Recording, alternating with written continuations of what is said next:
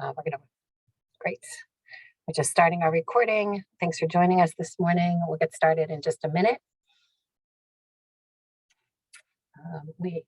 Please feel free to use the question and answer area if you have questions.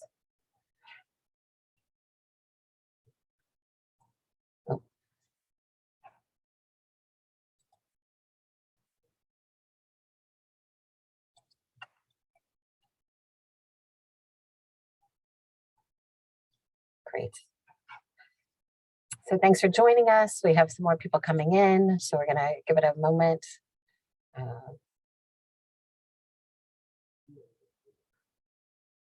Before we get started. Great. If you have access to the chat, which I believe you do, if you want to just add your name and your district as a moment to introduce yourself while we're waiting for others to join, that would be wonderful. We want to welcome you to this informational webinar on this opportunity we have for supporting our schools. So we're going to go ahead and get started. Please feel free to use the question and answer for specific questions. And if we would appreciate in the chat if you would share who you are and what district you work with. Thanks for joining us. I'm Jen Sorial. I'm a member of our math team here at DESE. And throughout this webinar, you'll also hear from other members of our math team, Ian Stith and Stephen Garshina-Barbaro. Also on the call is Erin Botello, our Accelerating Math Coordinator, and Erin Hashimoto-Martel, our Director of STEM. So we're part of the team that has been working hard to bring this opportunity to you. And so just as a reminder, thank you for joining us. Feel free to ask questions in the question and answer piece, and in the chat, if you would introduce yourself and tell us where you're coming from, that would be wonderful. So this webinar will hit on several different aspects of this programming. First, I'll give a brief overview of our intent with this opportunity. Then Ian will touch briefly on decision-making. So to help you get started thinking about how you determine what's best for your students. Stephen will then share the vendors that have applied and with a brief overview of the programs being offered. And finally, Ian will talk about the application process before we open this webinar up to some verbal Q&A. So, but feel free to use the question and answer area to ask questions that we can answer. And in the chat, if you want to share who you are and where you're coming from, that would be great. So welcome, thanks for joining us. So our program goals were mainly to support students and teachers to find success in the coming school year. So we know that access to high quality core math instructional materials has a large impact on student learning.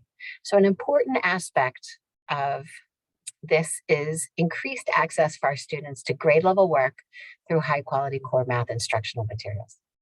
We also know that there are some quality digital computer-based programs founded in building conceptual understanding that have a large impact on learners as well. So a second goal we have is to increase access to supplemental computer-based programs that enrich and deepen our K-8 students' conceptual understanding of mathematics. So our overall goal is to help districts by working with vendors to be able to offer these programs free to you for the coming school year. So a point of clarification is that this is not a grant. You and the vendor and us will work closely together to help you get what you need, and then the vendors will invoice DESE directly. So we talk about high quality instructional materials, and we define high quality through the work of two groups. So one is Ed Reports, which rates curricula in terms of focus and coherence, rigor in math practices, and finally usability. These reports are readily available online with descriptions for their ratings. The other is our Massachusetts Curate Group, which engages Massachusetts teachers to review materials through our state vetting process. If a curriculum achieves the highest rating in Ed Reports across all three areas, then they're eligible to be reviewed by our Curate team, where we look at content standards and organization, grade appropriate practices, accessibility for students, usability for teachers, and all of these reports are readily available on our site. What is most helpful about the Curate review is that it is Massachusetts educators reviewing for other Massachusetts educators. So we have included here some links to studies that show that using high quality materials has great benefit to our students. So high quality materials embed the math practices and ensure that students are engaged in grade level work, while also embedding supports for teachers to support students who may be having difficulty.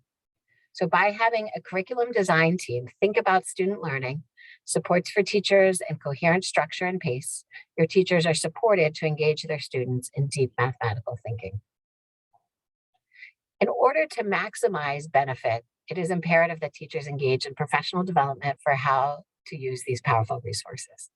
So recent research shows that engaging in curriculum-based professional learning is showing strongest benefit to students' learning outcomes. So included in all of our offerings are professional development packages that support teachers to implement the program essentials and make informed instructional decisions based on content data. So there's also an option to add additional PD at a cost to you if you'd like more customized piece. But we also want to define here, there is, we have, if this is a new, actually, I think that's on the next slide. So I want to define the difference here. So our current opportunities include core high quality instructional materials. So we started with high quality materials that could be used for the coming school year. And there's a little nuance to how we're offering it in terms of PD. In the core program, you chose a new implementation. If it's a new implementation for your district, then we'll support you in obtaining that foundational PD offered by these programs for new adoptions. We also know that ongoing professional development is important for successful core program implementation. So if the program is not a new implementation for your district, we still support the opportunity to obtain professional development for your district. And we ask that you work with the vendor to discuss what your needs are for professional learning and work with our budget within our budget guidelines of about $10,000 for each cohort of 25 teachers who are implementing the program. And you may always work with the vendor to procure more professional learning at a cost to your district. That's always acceptable. And we also have included digital conceptual supplements as well. So this is what we're offering. We have worked to provide these free to you for the coming school year. Cost beyond this school year will be the responsibility of the districts or schools. So as part of this application process, you'll be asked for implementation plan. It is our hope and expectation that you will use this opportunity to its full benefit for students and teachers. So just to get you thinking about what types of questions you may be asked, here are some thoughts. We would like these materials to be accessible for all student populations, not just specific populations of learners. There should be coordination between schools and districts throughout the application process. So if your district chooses not to apply, you may apply as a single school, but we want to minimize redundancy of applications. And a team should be created to help make an informed decision, which Ian will talk about in a moment. We also expect the district to support all teachers in participating in the professional development. This may have some cost to the district for teacher release time. And we hope for full implementation and participating grades in schools for the year. If there are digital resources, we ask that you monitor student use and provide student and teacher data, sharing permission. And we also may ask you to submit quarterly implementation surveys, not as an oversight by DESE, but just so we can gauge impact of these programs.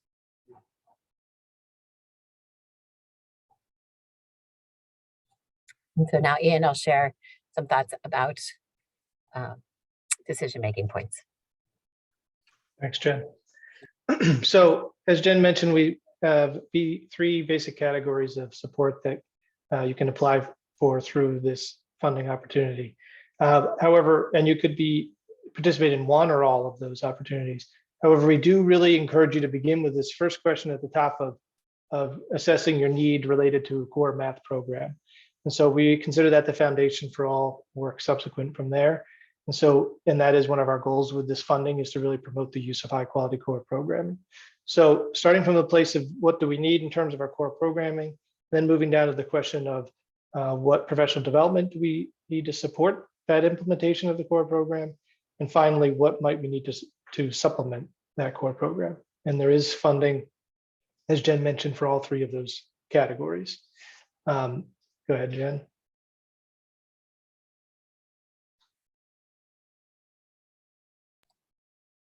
I think I'm all set. Okay, sorry, can you just progress the slide? Okay, so in terms of making those decisions, though, regardless of the need, we do encourage a team approach to making that decision. And so I'm going to talk a bit later about the relationship between the schools and districts level, but just starting from a more simple place, we really encourage this to be an opportunity for you to bring together stakeholders to participate in this conversation and really assess what the need is in the district and how best to address that need. So it should be a conversation, not just amongst administrators, but really an inclusive conversation, including educators, other groups that you interact with in the community, as much as possible, parents and teachers, et cetera. And we're really striving to have, bring in a diverse set of voices into this discussion to see what the needs are, different perspectives, to make sure that you're addressing all the needs that are really present in the district. So specifically thinking about this first question around the core programming, things to consider, how well does a new potential program or continuation of our program really meeting the needs of our students? And so taking a hard look at what the needs of our students are in the district, both quantitative and qualitative data that you have available to see whether our students are currently getting the best materials available that really fit their needs. Looking back at your current materials and seeing how well they are reviewed through Curate, Massachusetts specific analysis process, and the ed reports as well. Are they out of date? How do they reviewed overall? And of course, just how aligned are the materials to our framework? And there's going to be information on that directly within the Curate and ed reports for you to easily access. And the question of the professional development. So as mentioned earlier, this can be standing on its own, and it is restricted to the vendors that we have contracts with, but it can also be as part of your implementation of a core program. So perhaps you're in year 2 of a core program implementation, and you need some different professional development than you had the first year, the foundational PD. That could be part of this application, even if you are not having that program funded through us directly. However, it does need to be on our approved list. And this is an opportunity to really take a hard look at the current status of implementation across the district. How well is it going? Where are there areas or pockets of particular need? And where you will be asking for the PD, especially for beyond the foundational PD, to really have a plan and a reasoning as to why that specific professional development is going to fill a need in the district. Good. And finally, the digital conceptual supplement. So thinking about both how you're going to use the materials, how are students going to access them. These are specifically designed to be online and have the ability for students to have some autonomy using them. And so thinking about how this is going to fit into the logistics of the student experience, how are they going to use them at school or at home, and do they have access questions? And then how well does it fit into the core programming conversation that we just had? Is this something that is going to be used again in school and is really going to be built in or integrated into the core programming? Is it something beyond that?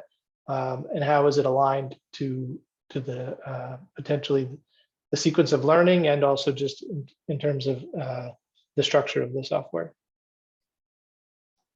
All right, I'm going to pass it over to Stephen.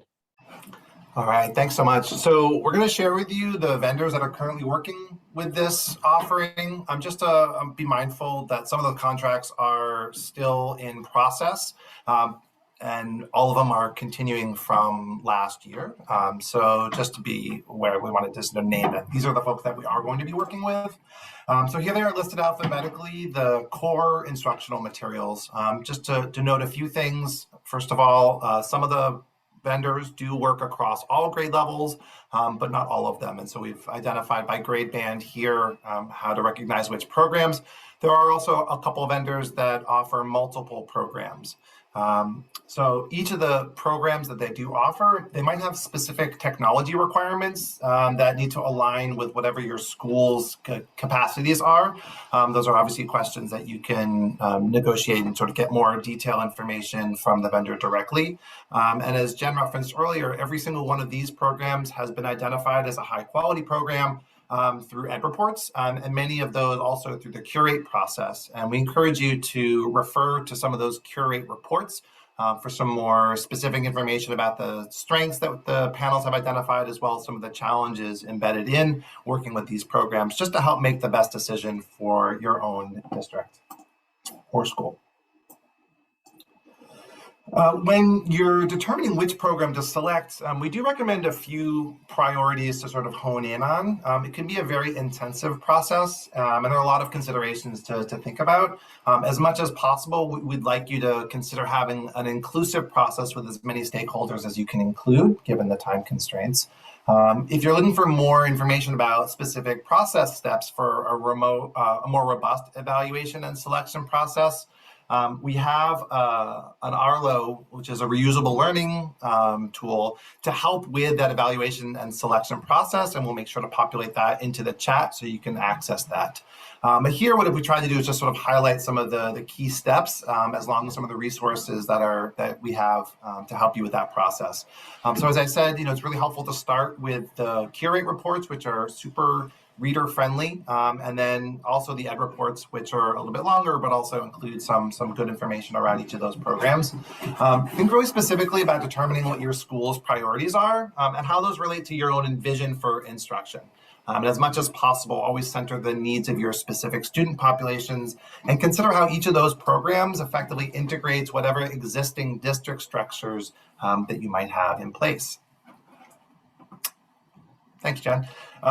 Here, again, these are listed alphabetically. These are the digital conceptual supplement programs that we've identified as high quality.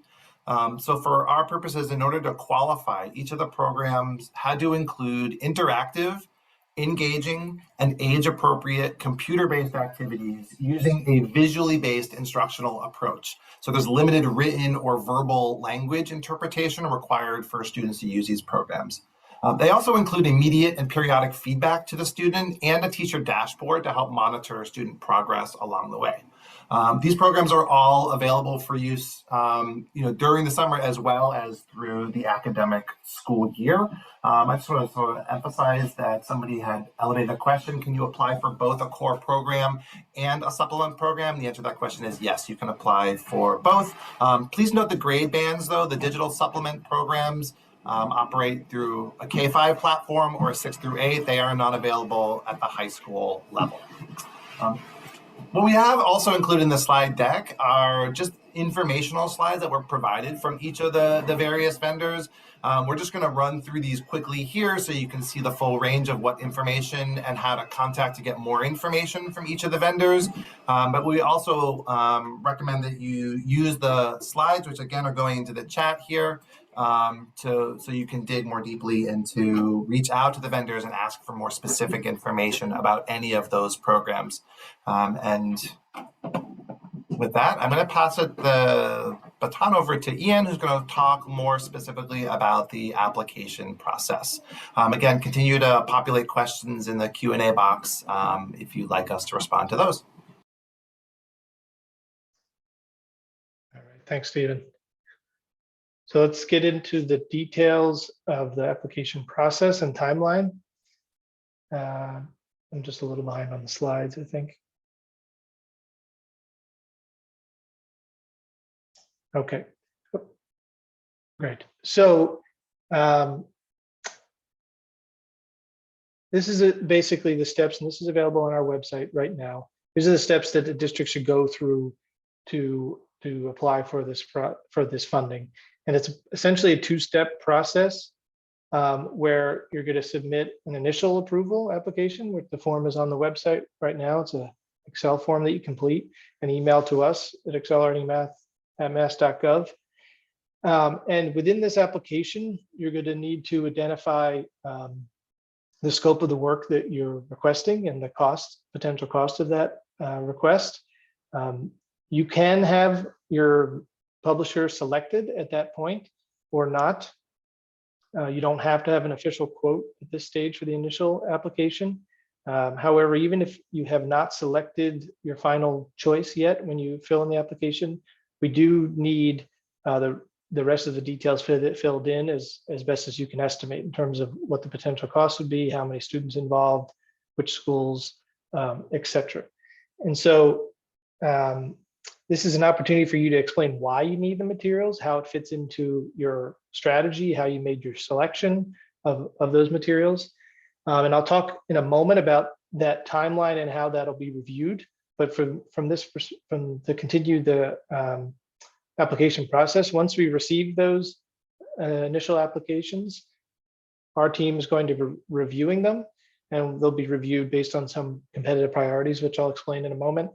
However, once it is approved, you'll get confirmation from our team, and then you'll be required to complete a final approval form and an official quote from the vendor and send that to us as well. So at that stage, it would need to be a final decision of what you're moving forward, final quantities, final subscription amounts, etc.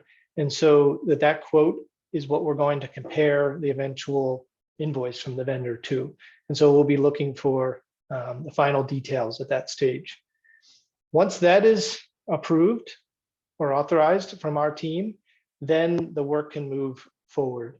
And any changes after that point would need to be subsequently approved as well. Although we hope that that isn't frequent, really hope that when you fill in that final approval, that is what you are going to order and what we will be eventually invoiced for. So again, this isn't a grant, and so we're not going to provide you with the funding directly. We're going to be approving that quote and the plan that you've included in the final approval form, and that serves as essentially a purchase order for the vendor to be able to supply those materials, and they will invoice us directly from there. Again, a reminder that this approval of that initial application is not approval to start the work. It is dependent on that final approval for the work and the accounts and so forth to be set up and moved forward. Just a note, as I said, about this school and district applications. And so schools can apply independent of a district. However, our goal is really for district-wide implementation of these materials, especially the core program thinking. And so we expect to see, and there's a question related to this on the application, we expect to see communication between the district and schools participating. So we shouldn't see individual schools applying without any consultation with the district. And we shouldn't see multiple schools in the same district applying for potentially redundant or different materials. And so, and conversely, we do want to see districts that have communicated with schools to guarantee that implementation of the materials will be used systematically in those schools. So this is a two-way street where we want to see that communication happening between all parties so that we know that the funds are being spent and they're being used as best as possible to really meet the students' needs. So every district, charter and school, public school district and charter are eligible to apply for the funding for 22-23. That was true last year as well. There is no time restriction, and I'll mention this in a moment, but anyone can apply starting now through those due dates. We will be using competitive priorities, and of course, this could all be dependent on funding being available.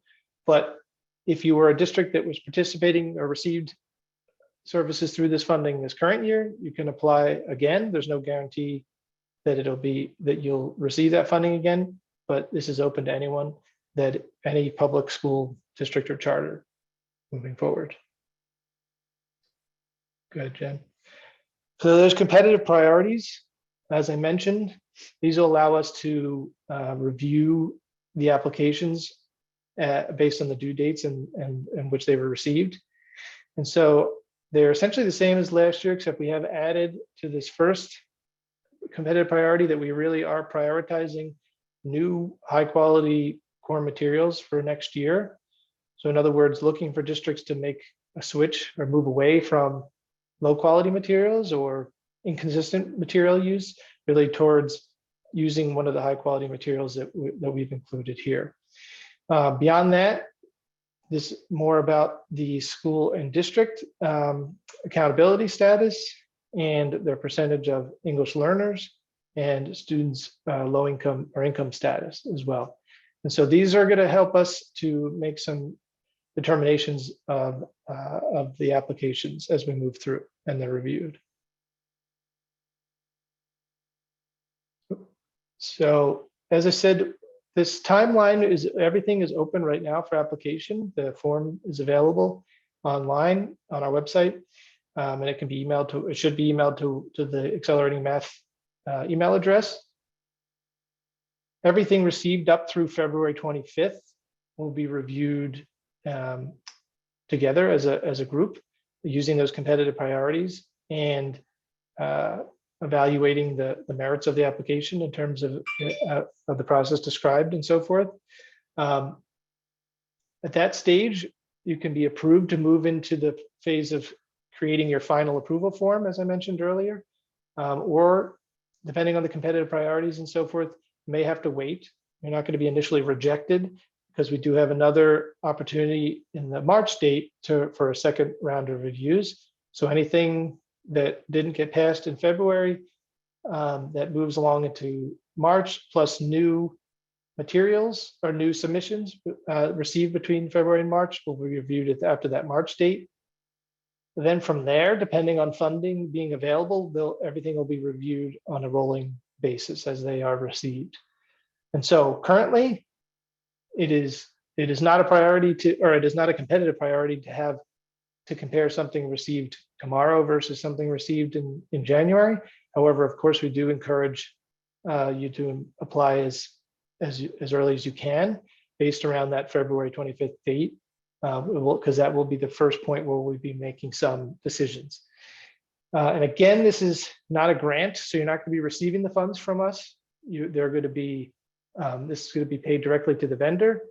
And just to reiterate as well that, based on that first date, we're going to be just doing the initial application and then from our approval. And really from there, it's up to you to work with the vendor to make the quote and to complete the final approval form that will serve as the purchase order for the vendor.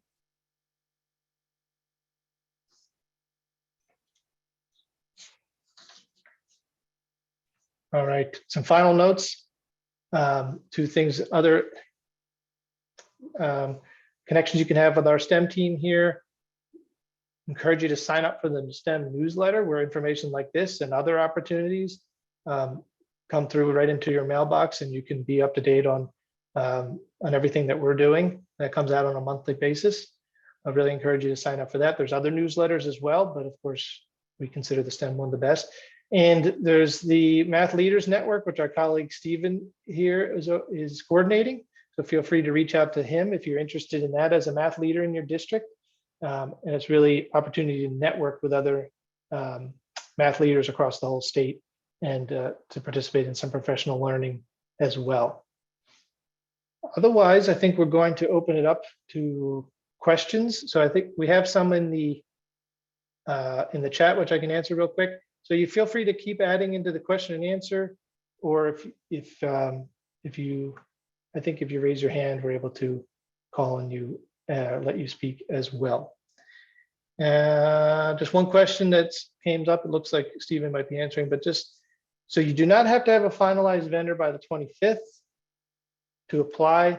However, you do need to have sufficient details for us to do our review of your application. So that does include a potential cost as best as you can estimate.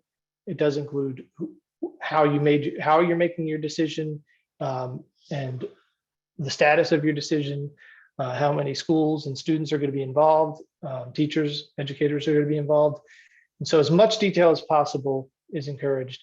Although we do understand if you're selecting between two, you could still include that there. Right, another question came through. The digital supplement is for K-8, not high school, yes.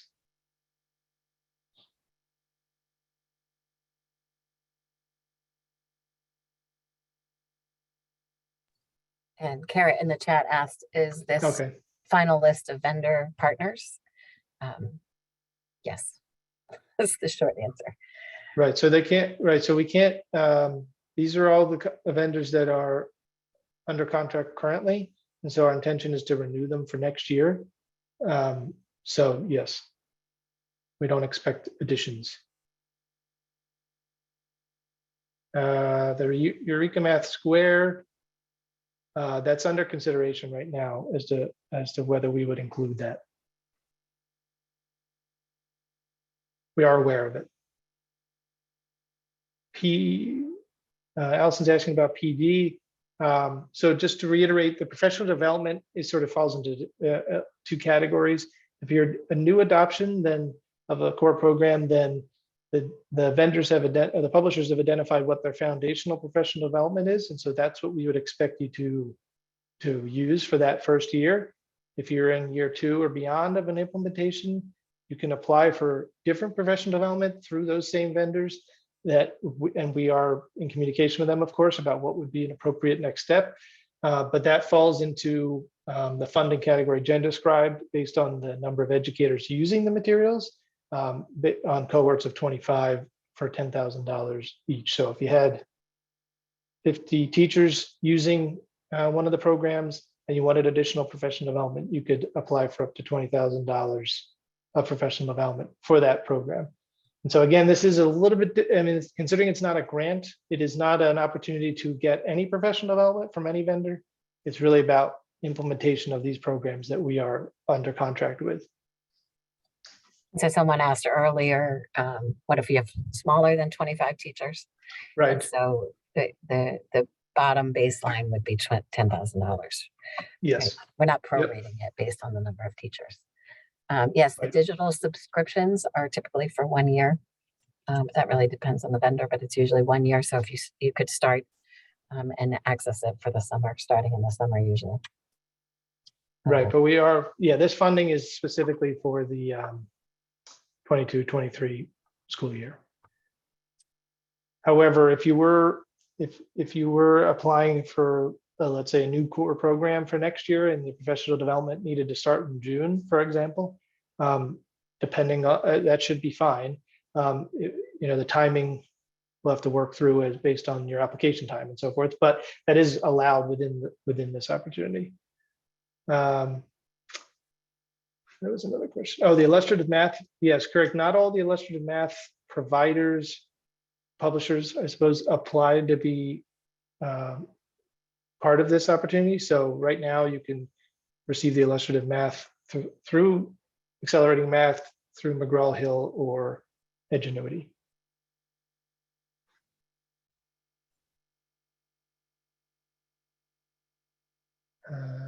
Jacqueline has a question. So I can't speak to the future.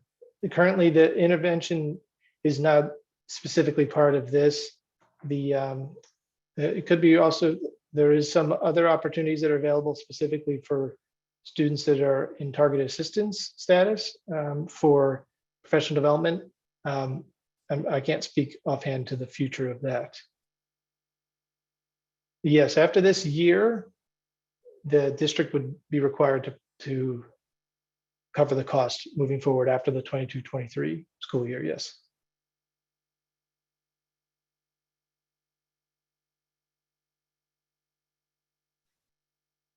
Any other questions? Feel free. I didn't see any hands raised, I don't believe.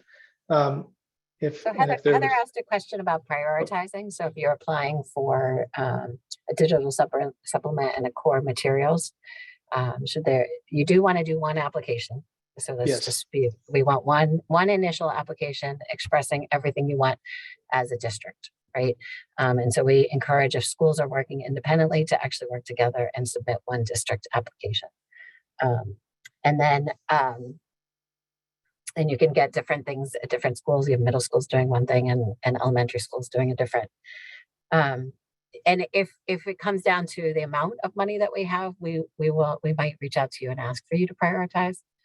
But that will depend on how our funding goes. Yeah, thanks, Jen. That's a good point. Throughout this process, we do anticipate having communication back and forth, and that'll be primarily coming from Erin Botello from our team. And so if we do have questions, we are going to reach out If we need clarification, we're going to reach out. And so we do hope that you have, willingness to engage with us in that conversation to make sure that we are supporting you in the best way possible and that we're clear about what those supports are going to look like.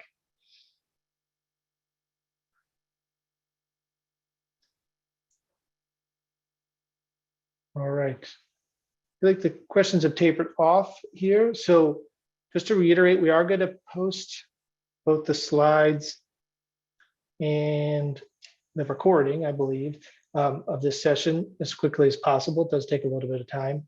And there is another session in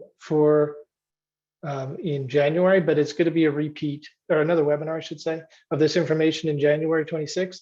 However, it's going to be a repeat of the same information today. So if you don't need to attend if you were here today, but you have, if you would like to, that's fine. But it is going to be a repeat of the information. So it's not different information and so forth.